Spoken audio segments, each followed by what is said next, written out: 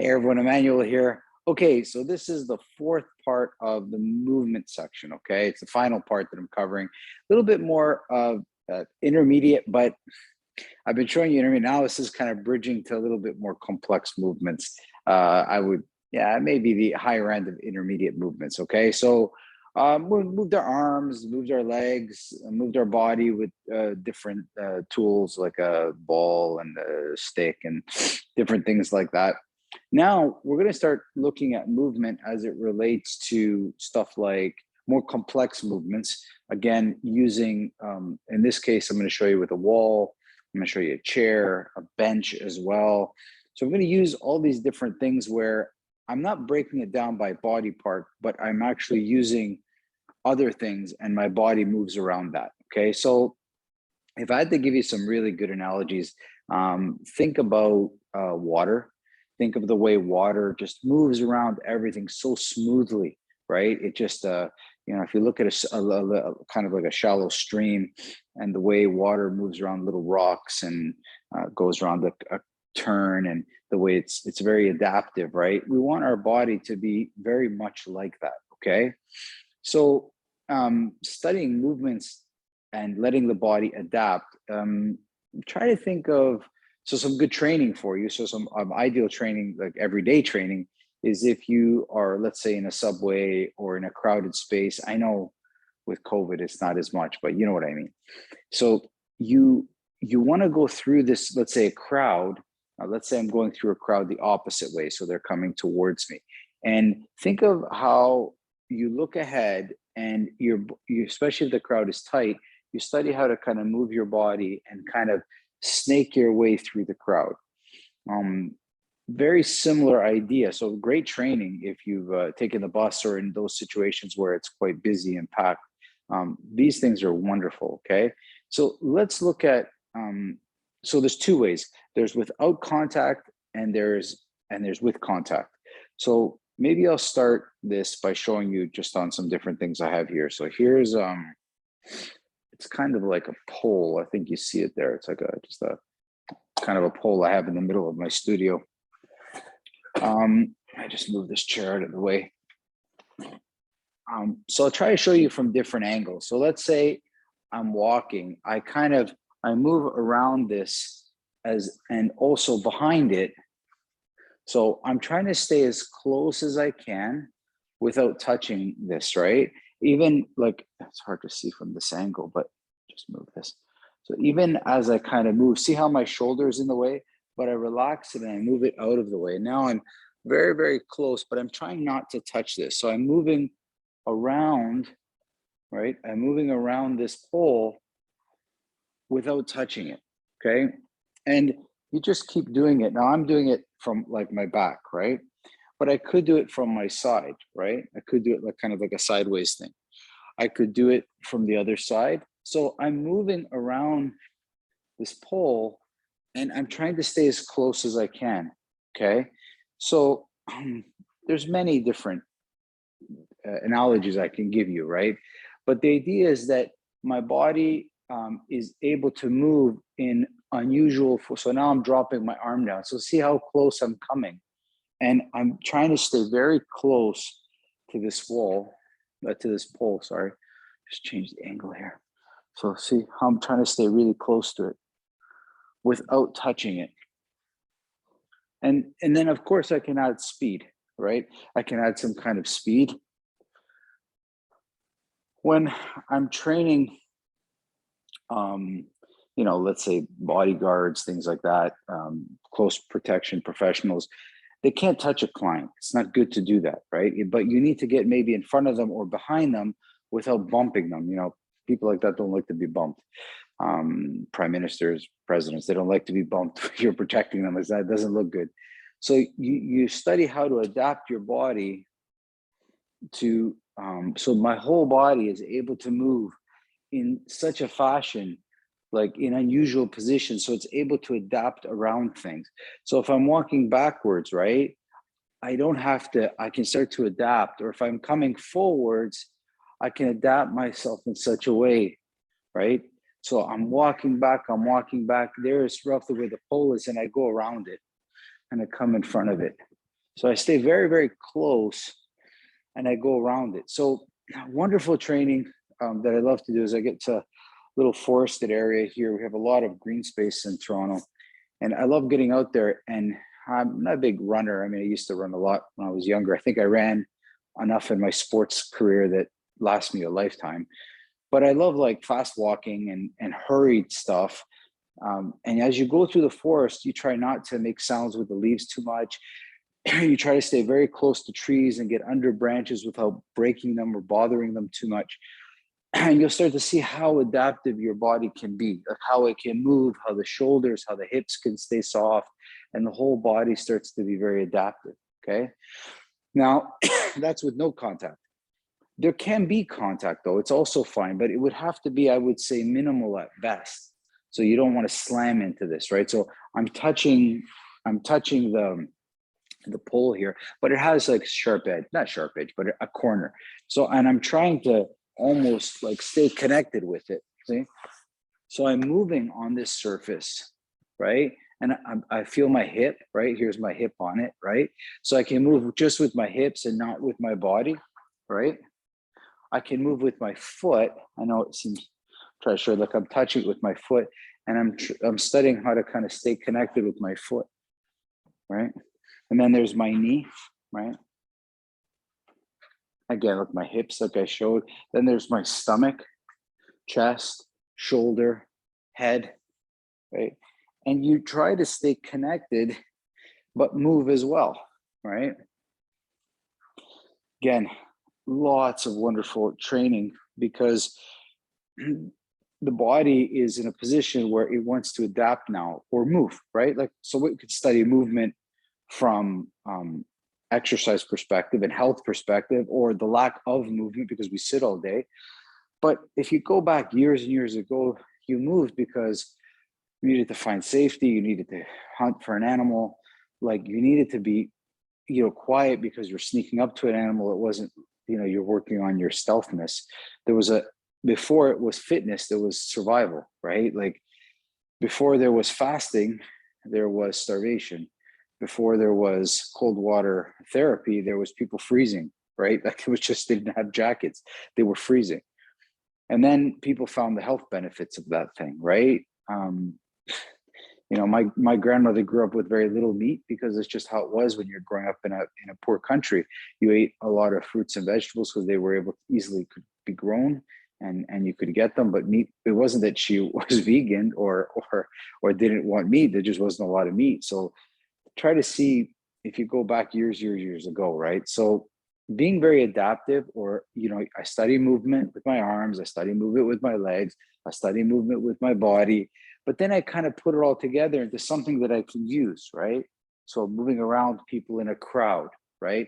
If I'm a bodyguard, studying how to get beside, in front of people, working from contact, working without contact, right? Staying super close and moving. So poles like this are wonderful, really wonderful to work with. And I would do it with even like with running. So let me see if I can set this up for you so you can kind of see me do a little idea. I know it's not exactly a forest, but here's a couple of poles here, 3 poles back to back to back. And I'll kind of just put the camera here and I'll show you what I mean. So as I start to kind of walk, I kind of go from one side to the other side, to the other side, and then I start to come and I'm actually running, right? So I'm running and I'm staying very close. So I'm trying to run fast, but I'm also trying to stay very close to these poles. And you start to realize that I have to make these judgments in spatial awareness. I have to be very aware that my shoulder is in line to hit this pole right now, right? Boom. And as I get close, instead of stopping and making an outward step, you can see it in the camera here, my arm, is that I relax my arm forward and I clear the way. So as I'm running towards this pole, instead of making an outward step, I simply turn sideways and stay very lean and close to the pole.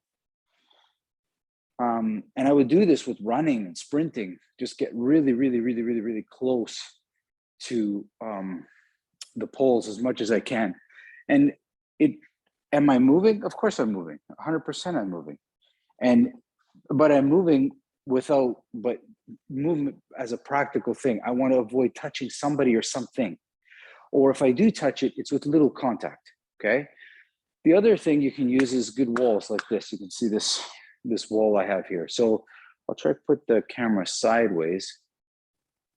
Okay, so I'm trying to stay as close as I can to this wall, again, without touching it. And I'm moving, like I can make all kinds of movements. Right there, I touched it by accident. And I'm trying to see how close I can stay to this wall. Right, let's see if I can get a good angle here. I want to see how close I can stay to this wall and still feel like I'm not like locked. Like right here, I feel so free to move, right? But as this wall comes closer, it gives me a little bit of, I won't say anxiety, but it makes me feel tense, I guess, right? So I start to study how to move close to this wall, right? Without, and I want to feel as free as I feel out here, right? But I want to feel really free close to the wall, right? So no matter what I do, I feel my body, when I sensed my shoulder was going to hit, rather than get nervous, I relaxed my ribs and dropped my shoulder down, right? So I relaxed my stomach, and by relaxing my stomach and my hips a little bit, I cleared the way. So the whole body is very adaptive, right? It starts to figure out how, if my shoulders are about to touch, I move my bum backwards. If my bum is about to touch, I move my shoulders back or my head back. And I start to come really, really close. And I make all kinds of movements, arm movements, leg movements, right? And I try to study how to move closely or how to move with something like this kind of bothering me or giving me some restriction, right? And doing this, again, first without contact. And maybe at the beginning, you need this much space. Maybe this is enough for you. But then later, as I get closer, it starts to bother me a little bit because, well, I mean, it's just an obstacle, right?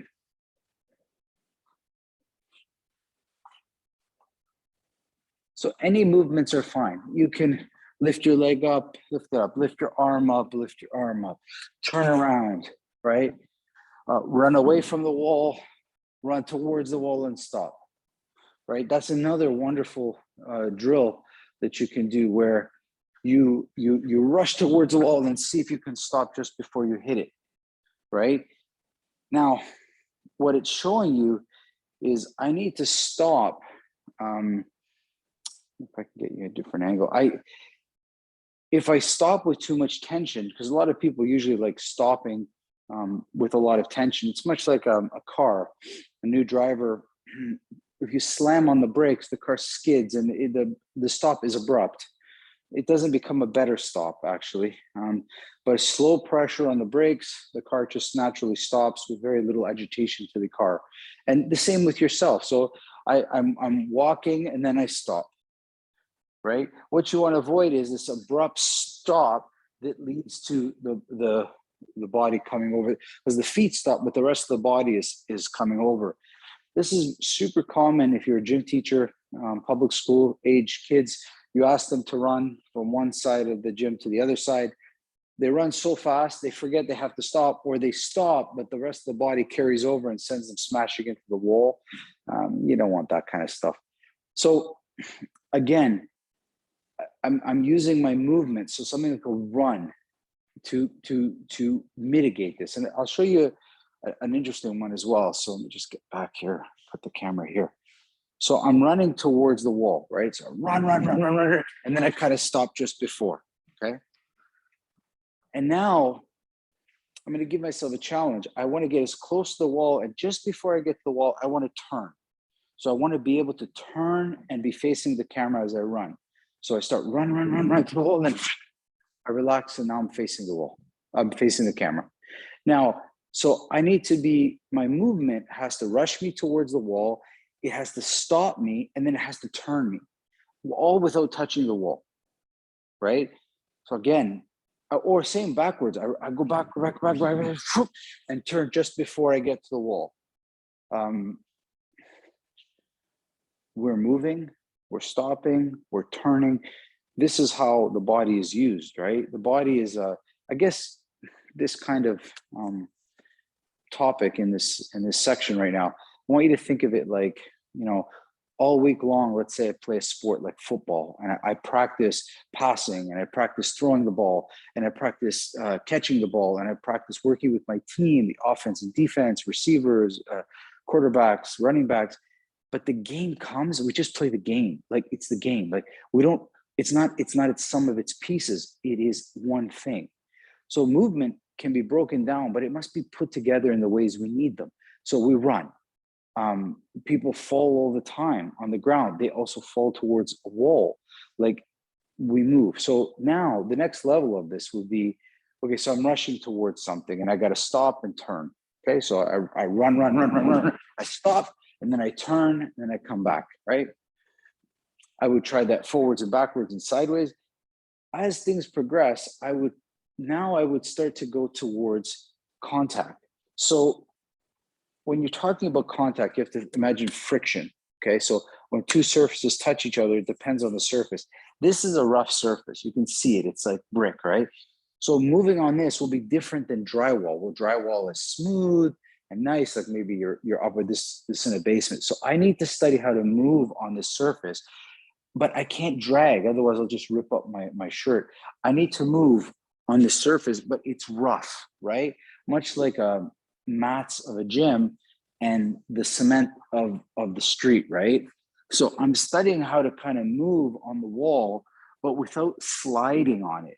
Like, I'm moving and I'm rotating, but I'm doing a lot less sliding and more rotating, right, on the surface, okay? So I'm studying how to make a little bit of contact, but not enough to stuck me. So it's not enough that I'm stuck. I have contact, but I'm so relaxed that my body can change shapes. Like, see, there's my shoulder caving in forward, but I stick my chest out, and now my shoulder goes back and I can roll onto my chest. So I'm here. Now I round out my back, and now I can roll on my back. Like that, like a cup, right? But as I get to this point, I expand my chest, and now it becomes like a U shape, right? Again, if this were a smoother wall, I could just slide. But because there's texture of cement and that we've painted over, this will catch and won't allow it to move smoothly. So if I wanted to fall on a ground that's pebbly and asphalty, that's rough, right? I need to know how to move on that, not slide on that. If it were something very smooth, like hardwood floor, mats like this, it's easy to slide, right? To move yourself. So I'm moving, my body is studying how to move on a hard surface that is also not smooth. So I have to move myself, right? And I can do anything from here. I can move with my legs, with my foot on the wall, with my hand on the wall, with my forearms on the wall. And I'm just kind of moving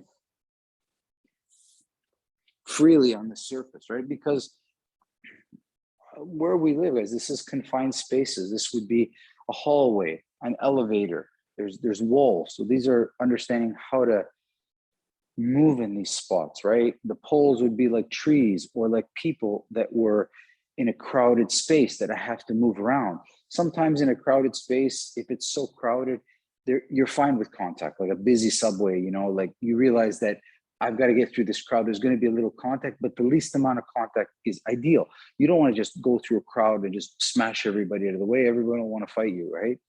So you want to study how to kind of smoothly make contact and go through the crowd. And it's funny to watch it. Like the other day I had to pass somebody. I knew I had to touch them. So I knew that I was going to probably be bumping their shoulder. So first I touched their shoulder with my hand just to let them know I'm there.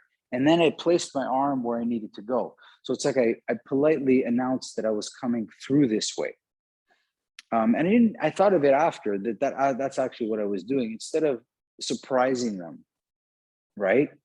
you try to make some sort of a idea or contact, right, with them. Now, so here's a wall. I showed a pole, could be a tree, a person, whatever it is, right?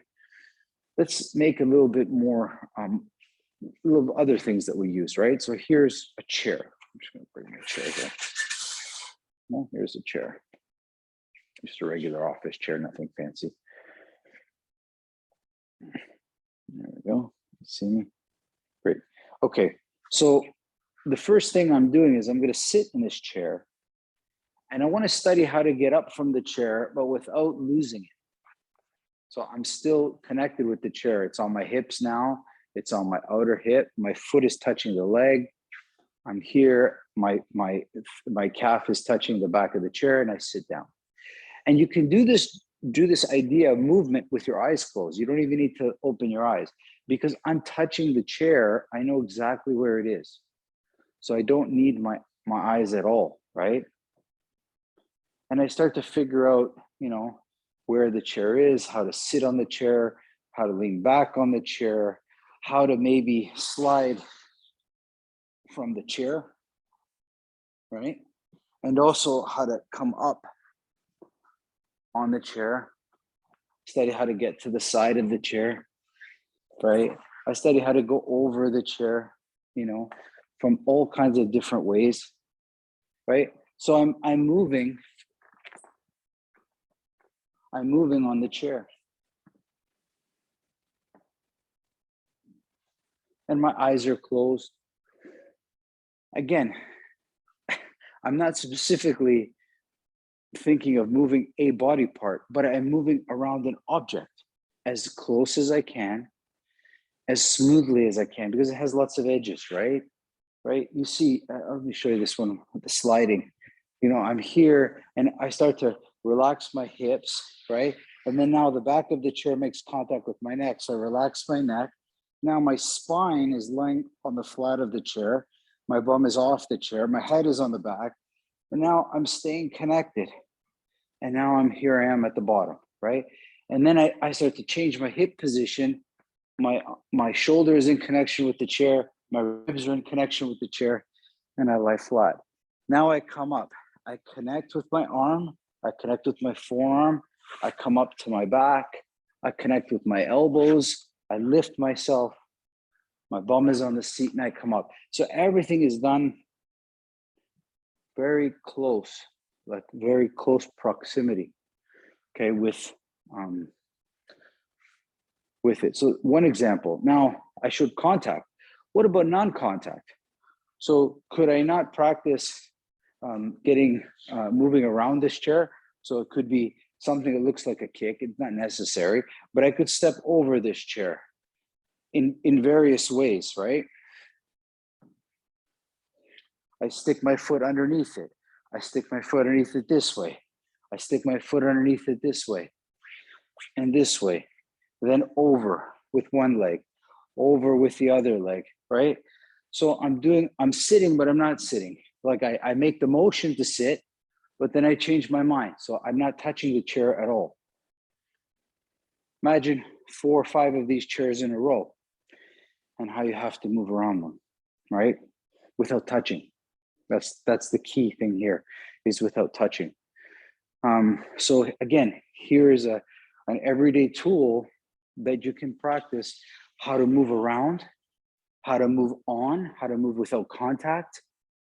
Super great movement training that I would consider would be in the high end of intermediate, right? Maybe if we had 5, 6, 7 of these around, it would be a little bit more advanced. Now, you might ask what is advanced, right? If this is intermediate. So advanced, to me, movements would be embracing unpredictable movements. So the advanced movement level, I'll show you, that'll be the next month, is people that, so outside influences. To me, you're really good in movement if you can deal with things that happen in an unforeseen way. So think of, you name it, and there's all kinds of things. Like I'm moving, imagine if there was a person beside me pushing me, either helping or hurting me in what, as I'm doing this. you realize that it forces my movements to deal with unpredictable events, right? So maybe you move great, but how do you move when you slip down a flight of stairs? And you're like, oh, okay. Because how do you move when you don't want to move, when it wasn't planned to move? So I'm just making a simple movement down the stairs. All of a sudden I slip. Do I have the movement to deal with this unpredictable thing, right? Because it's not something I'm happy about, right? So to me, your movements really hit an advanced level of movement is somebody that's able to deal with unpredictable things that happen, right? You really are, if you can deal with unpredictable things like that, your movement is at quite a high level, right? So we showed poles and trees or people to avoid, or with little contact, wall, right? Chair. How about a bench? Bench is very good too. I just happen to have a bench here.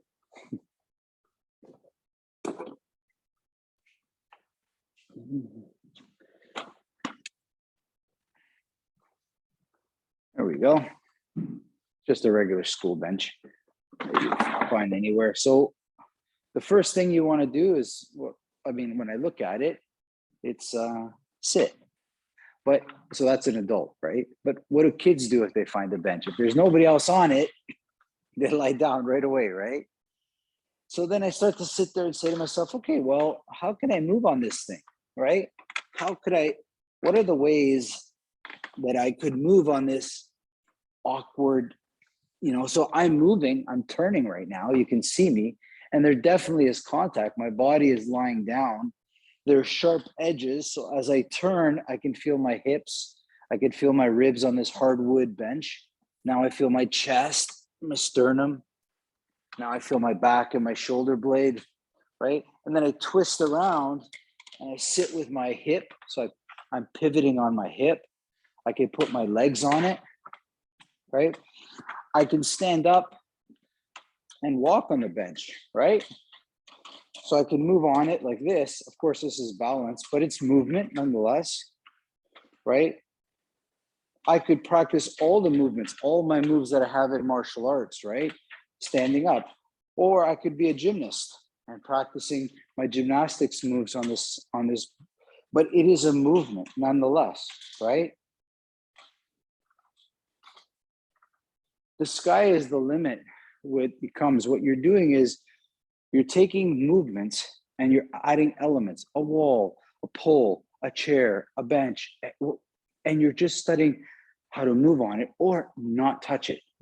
So I could say to myself, okay, I'm gonna go from one side to the other side, to the other side, to the other side. So I'm hopping over this bench and I don't want to touch it.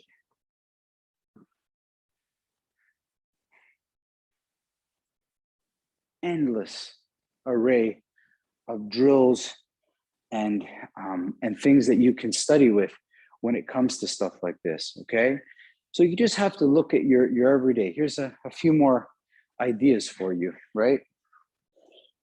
So let me just get this here so we can have a good discussion, because it's not possible for me to have all these tools in my gym, right? Some ideas. So I would say to yourself at home, right? How can you move from downstairs to upstairs and stay as close to your wall and not hit the pictures or scrape the nice painting that you have on the wall, right? Nice paint job. I would say, how could you get in and out of your car in the smoothest fashion, right? Without, big movements of opening the door. Like, how could you, maybe here, we'll see here, this chair, right? So imagine me here, right? So I open the car door, and I open it just enough to fit me, not wide open, just enough to fit me. And then right away, I come in, I sit down, and I get to my car. And then I drive. Quick. If you have a standard car, beautiful. How you can shift without making the car go. And then when I get to my destination, I stop, I shut the car off, I open the door only enough, right? And I tried it. So it's the door is at a 45-degree angle. And I try to get out of the car and close the door. So it's very little movement, right? It's like smooth, supple. efficient, uh, energy-free, stealthy, controlled, very aware movements of getting in and out of a car, right? And what you'll find amazing, firstly, is if somebody witnesses this, they'll be like, "What are you doing?" It is, it's you're putting a premium on smoothness, on um, you realize that our everyday movements are so big and so deliberate that they attract a lot of attention, right? Now, if that's what you want, that's great. But in most cases, you don't want to attract any undue attention to yourself, right? So I want to attract the good attention. I don't want to attract bad attention. So, so there's one example with a car, how to smoothly get out of your car. Think of how hard you close the door. Like most people add extra, they want it closed, but how many of you have actually tried the least amount of effort to close the door properly and the least amount of effort to open the door properly without adding extra? Like if you had to actually feel it as a weight, so much great training period there. When I'm in a crowd, how to kind of move in a crowd so smooth that you didn't upset anybody, that nobody got aroused by you. When I go, you look at the flow of things, like how things should go, and you blend in with them, right? Your movements are, in other words, not just your own, but they're connected with your environment. Okay. I love to get out. I'm an outdoorsman, so I love getting out to the outdoors. And you realize that to be one with nature, you need to be connected with yourself, but also the environment around you, right? You can't walk through a forest like you own it. Maybe you do, but don't walk through there like that. You try to walk through the forest like you're one of the animals, that you belong there as much as them, and that you're just going through, and you just go through it in the way that all the other animals go through, and you'll realize that you'll be able to come up very close to wild animals because they sense that, well, you're just there like them. There's nothing coy about why you're there. If you're just there going through it, you'll bump into all the animals because they will sense you're just on your way. I have some wonderful story of me in a forest one time, and I was it was started to rain, and I didn't have an umbrella, so I went under this big evergreen tree that was like a big umbrella, and I just was under there, and I'm very close to the tree trunk because I wanted to not get wet, and I'm looking around, and I look down, and right beside me was a red fox, and literally right beside me, and it didn't know I was there for whatever reason. I guess it got there after me, and then it was looking around, like just thinking exactly like me. I didn't want to get wet, and then you could see that it sensed something was weird, and they looked around. Then he looked up at me, and he saw it was me, and I saw him, right? And I was nervous a little bit. It's not a danger of the fox, but it's a wild animal. It's right beside you, and we both just stayed there, and then we eventually went our own way. But we didn't. Right? It's like he knew I was there for the same reason he was there. That was super interesting to me. It's like we both belong under that tree at that moment because of the rain, and it was the best umbrella we had. Um, Movements at a higher level are connected to something that was part of our history way back when. So before people got healthy, they needed to work. Before they wanted to build muscles, they need to work the land or get something done. This is important to remember, that movements have a roots in something that was not what we're making it now. Okay, we sit a lot. I get it, and we have a lot of stress. I get it, and we need to move. But at some point, try to connect with something bigger. Like, what was that movement for? It was for you to escape a prey, or to catch something, or to build something. And you needed it to be smooth and efficient because you didn't want to burden your skeletal or muscular system. You're going to be doing it over and over and over, right? And if you don't figure out the most efficient way, you probably won't make it, right? So you really, really need to figure out efficiency as a survival thing, because I'm not just trying to build a house. I need to build shelter from cold or heat. And when you see it that way, movements change. So whether you're moving on a bench like I'm sitting here, or moving on a chair, or moving in and out of a car, or moving through a crowd smoothly, these are movement, in other words, is done subconsciously. It's not done as a conscious effort. So the subconscious is, at some point what all athletes are looking for. Even musicians, at the beginning they play guitar or something and they're studying the chords. I get it. But for them to play a song, they need just to let the fingers need to know where to go. And their focus is on the song. It's not on the mechanics of the song.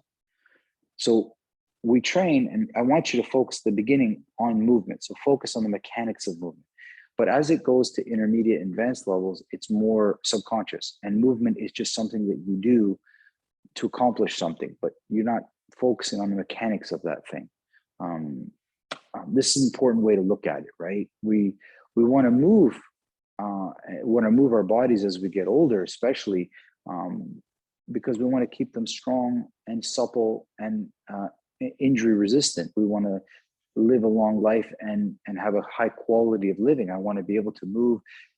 I'm 52 now, and I move as good as I did when I was in my 20s.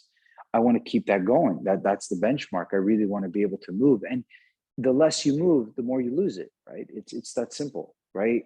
If I stop doing this back motion back here, after a while, I won't be able to go back there. It'll be difficult. So the more often I express my body's movements in its entirety, the easier it is for me to continue to move. So look at your everyday life. I mean, I think most of us have access to some sort of forest or park that we can practice.